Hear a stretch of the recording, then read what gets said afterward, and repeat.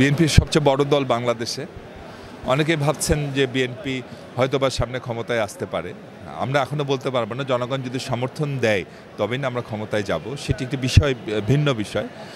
কিন্তু কোনো মহল হয়তো ঈর্ষান্বিত হয়ে যাতে বিএনপির চলার পথে কোনো রকম প্রতিবন্ধকতা তৈরি করতে চান, নানা অপপ্রচার ছড়াতে চান, নানা বিভ্রান্তি ছড়াতে চান, এটা তাদের ক্ষুদ্র মানসিকতা আমি মনে করি। এই দেশ আমাদের সকলের, সবাই মিলে দেশকে গড়তে হবে।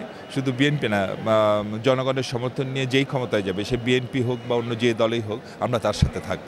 আমরা শুধু বলছি না যে লড়াই শুধু বিএনপির। এখানে সব দল, সব মত, যারা স্বৈরাচারের বিরুদ্ধে লড়াই করেছেন দীর্ঘদিন, সবাই মিলে সবচেয়ে বড় কথা, যদি বলতে পারেন যে, যদি বলতে চান যে ক্রেডিট কাকে দিবেন, অবশ্যই জনগণের ব্যাপক উপস্থিতি আন্দোলনের শেষ দিকে এই বিজয়কে সুনিশ্চিত করেছে। সুতরাং আমরা যারা পলিটিক্যাল পার্টি, আমরা আমাদের রোল প্লে করেছি, সবাই সবার মতো রোল প্লে করেছি।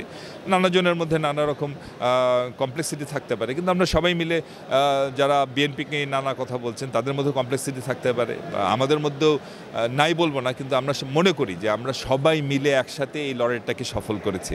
সুতরাং এই লড়াই মূলত সফল। আর যদি বলেন যে এককভাবে কার উপর ক্রেডিট দেবেন, অবশ্যই জনগণকে দেব।